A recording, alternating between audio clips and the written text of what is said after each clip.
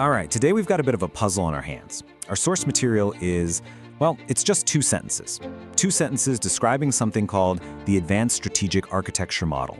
It's basically a mystery box. So let's pop it open and see what we can figure out together.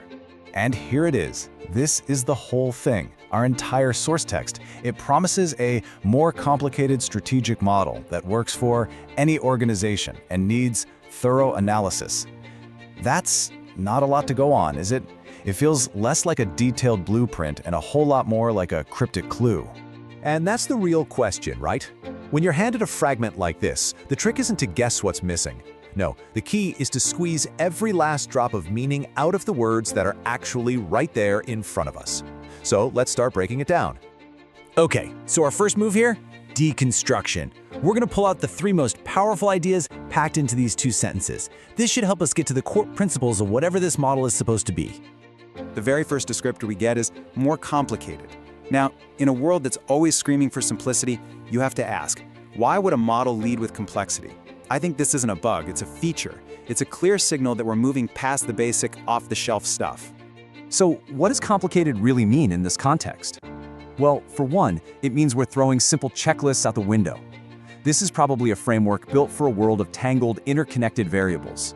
You know, market shifts, company culture, what the competition's up to. It also suggests you need real expertise to use it, something that goes way beyond your standard SWOT analysis. Next up, the text makes this huge claim that the model can be used in any organization. That's a bold statement. We're talking everything from a tiny startup in a garage to a massive global corporation, from a software company to a nonprofit. That can only mean one thing. This model has to be built on some truly universal principles. You see, for a model to actually be universal, it has to be industry agnostic. It needs to be scalable and adaptable to all sorts of different cultures. And that leads to a really crucial insight. A model like this can't get bogged down in specific tactics.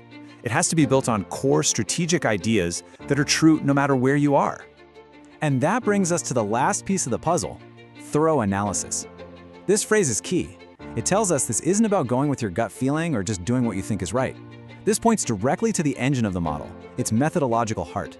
Thorough analysis is basically code for a deep commitment to data-driven decisions. It signals a process that's rigorous, that doesn't just skim the surface. And let's be real, that means doing it right is going to take a serious investment of time and resources. It's demanding a complete, comprehensive review of everything before you make a move.